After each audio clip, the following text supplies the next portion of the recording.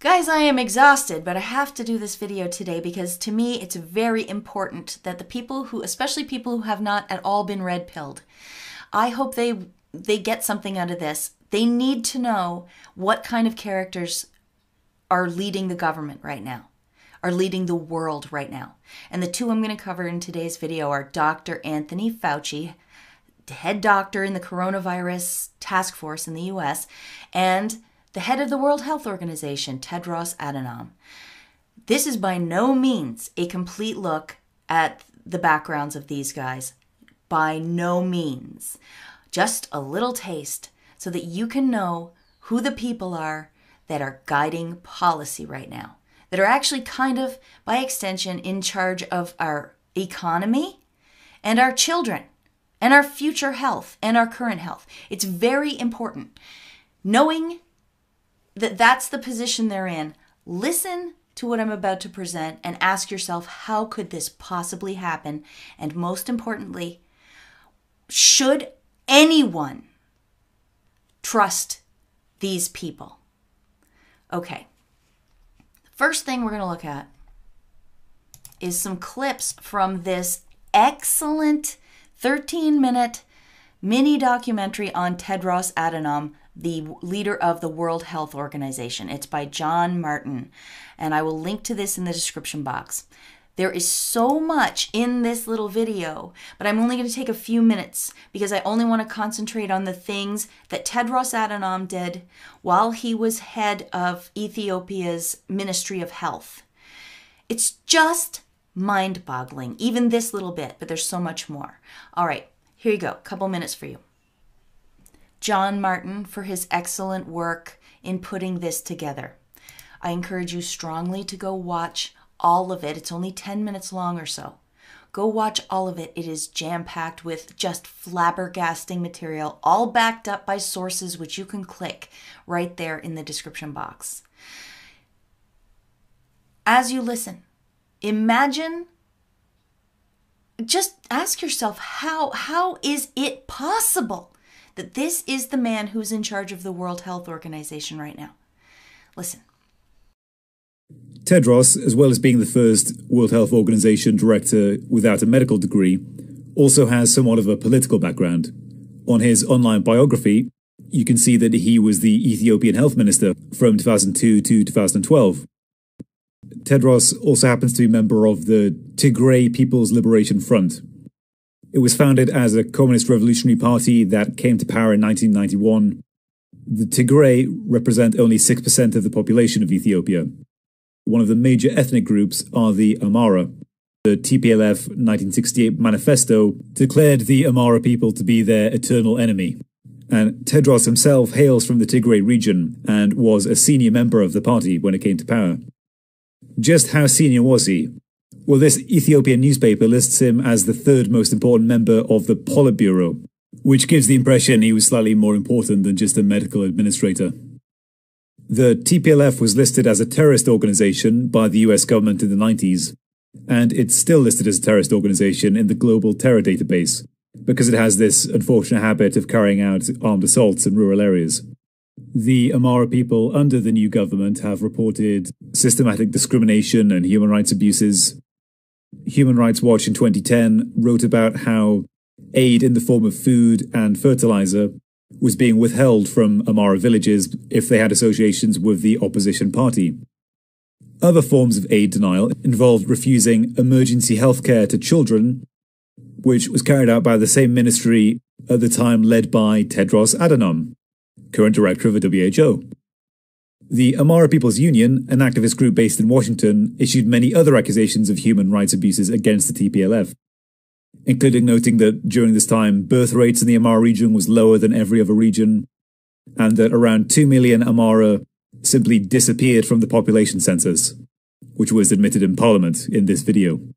But not content with denying aid to political dissidents, Tedros also spent a lot of his time as health minister covering up epidemics in Ethiopia. There was a cholera outbreak that spread through the region in 2007, which infected thousands of people in neighboring countries in East Africa. But when it spread to Ethiopia, the Ministry of Health tactic was to rename the disease AWD, acute watery diarrhea, instead, meaning that on paper, All the neighbouring countries had cholera epidemics, but Ethiopia didn't. International organizations were pressured not to call it cholera, even though the UN tested it themselves and found cholera, and were told not to reveal the real number of infected. Another stunning victory for the health minister. Also, the deadly famine that struck Ethiopia in the 1980s, which it's still associated with, is not entirely a thing of the past.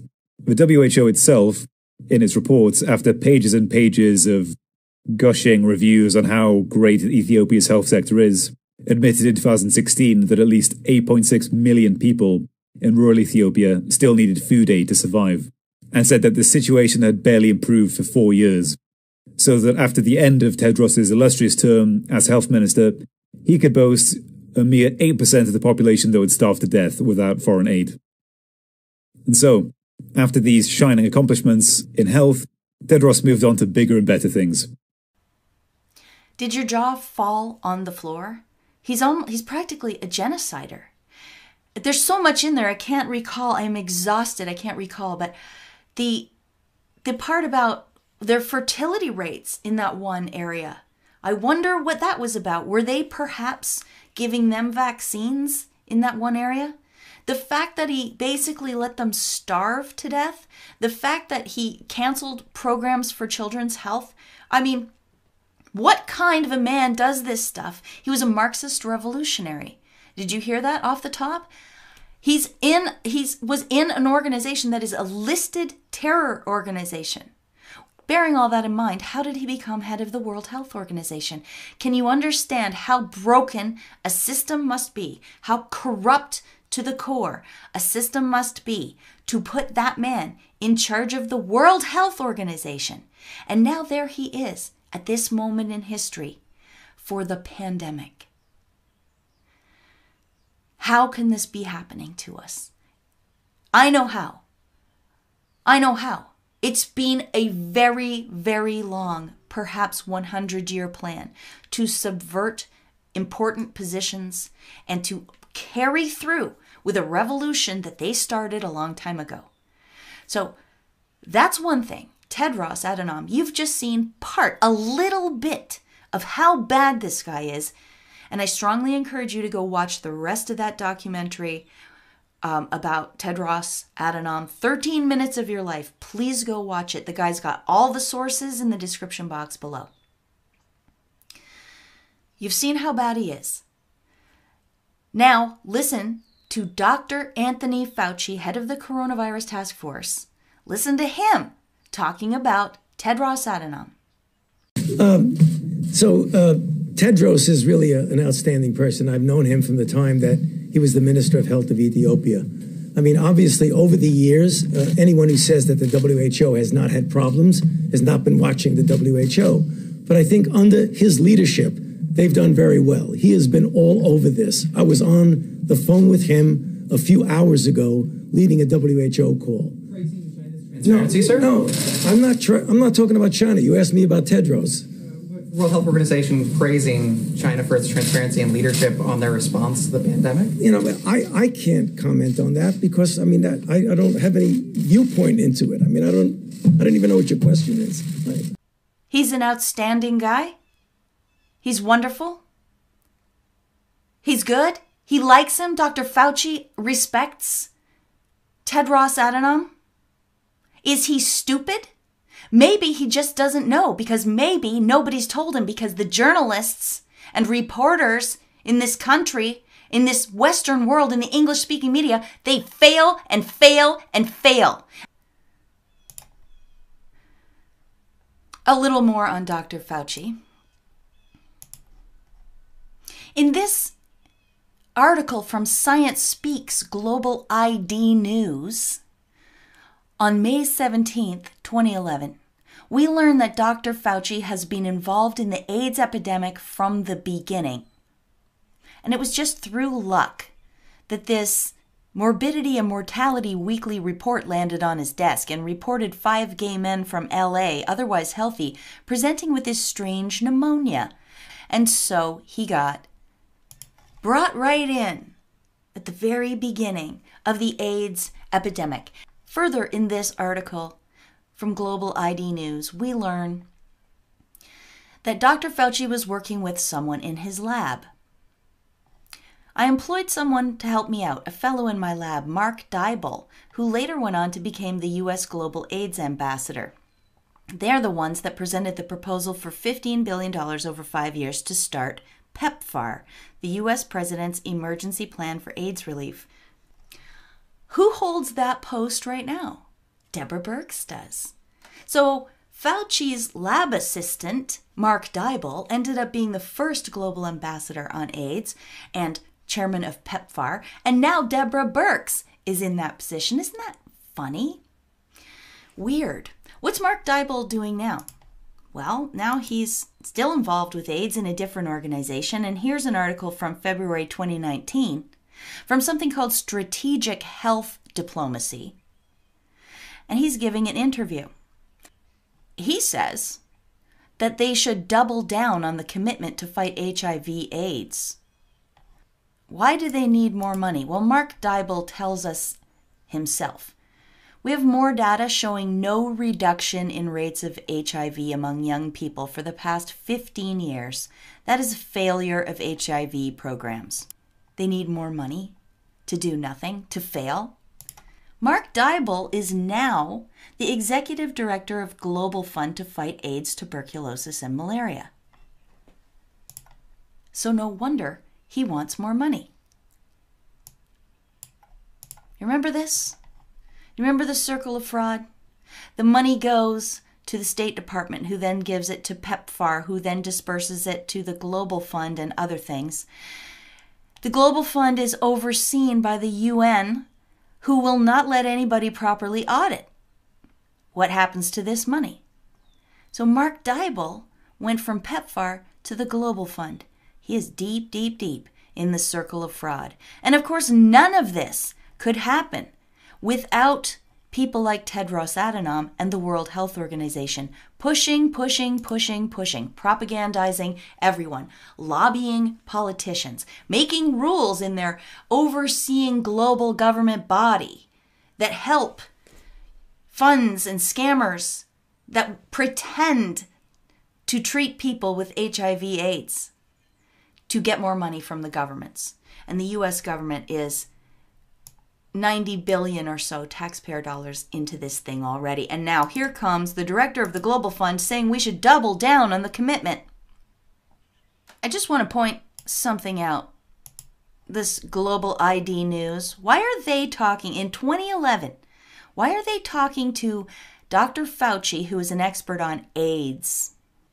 It might be because they had long-range plans and medical treatments, and especially injected medical treatments, would eventually lead to Bill Gates' current plan, which is to add ID chips into vaccines. ID 2020. I covered it in a previous video. One more thing about Dr. Fauci, and then I'll let you go. This is from 2013, Striving for the AIDS Endgame, Translating Research Promise into Public Health Success. And he just talks about the people that are involved in PEPFAR. Again, President's Emergency Plan for AIDS Relief, Global Fund to Fight AIDS, Bill Melinda Gates Foundation, Clinton Health Access Initiative, and other programs. So I'm showing this to you to point out that there's more piggies at the trough, and as usual, it's the Clintons and Bill Gates, and of course the Global Fund, which I just talked about. I don't know how many of you know that along with the Clinton Foundation, they've got all kinds of other foundations like CHI, the Clinton Health Access Initiative, and then there's I can't even recall them. My brain is so fried right now. But just look it up. It's not just the one foundation. The Clintons are involved in everything. Everything. And just as I was coming to put this video together for you, someone pointed this out to me. President Obama is weighing in on a live chat with Steph Curry and Dr. Deep State Fauci. So there you go. Obama. And Obama's in this too. He promotes Bono's organization called RED, which is part of this whole network that I've been talking to you about. I mean, guys, it's exhausting. And I feel that it's truly difficult to cover this subject because you have to it's like you have to tell the whole story in every video for people to get the true picture. What you have to understand, what people who are new to this have to understand is there is really a pretty small group of people who are trampling over the whole world. They really are. They are all connected. They have these foundations and they all donate to each other's foundations.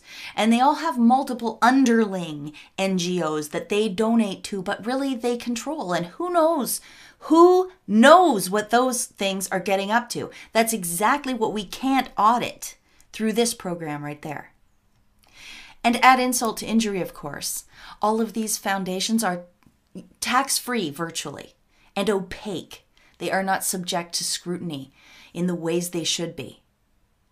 So basically, we've got a case of oligarchs begging the government for taxpayer funding that they then take and put in foundations, and they use it as strategic investments to boost their own personal wealth. Literally, that's what they do.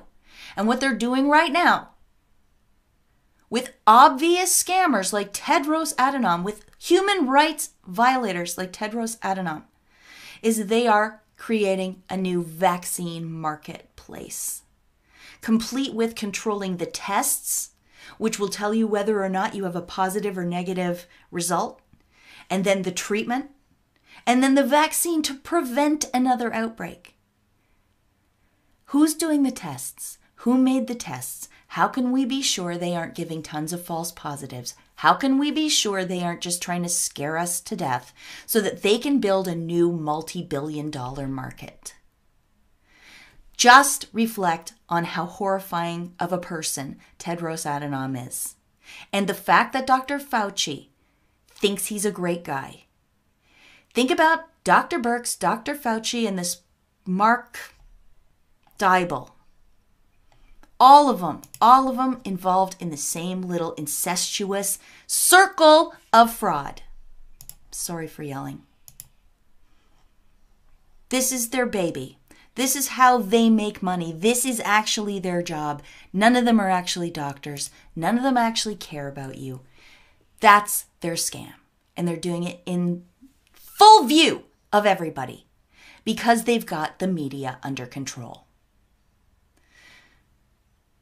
Okay, everybody, I'm going to stop talking now. Normally here I ask you to support my work through PayPal or through going to my website and getting my P.O. box address, but you know what?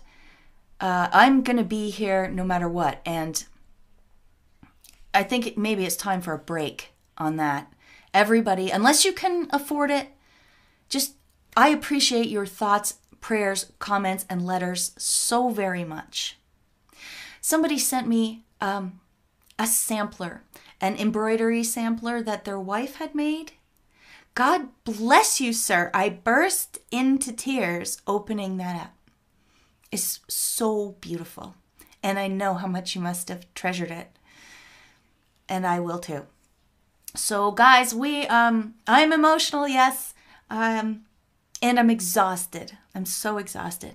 I just want to thank you very much for your contributions. But please, unless you can afford it, don't send anything. We are in a weird time. Keep your money right now, okay? Keep it. God bless you all. God bless you all. And we are going to get through this. We are going to get through this. But the normies, the people who haven't been red-pilled, they need to know. The criminals in charge, they need to know. Until next time, peace out.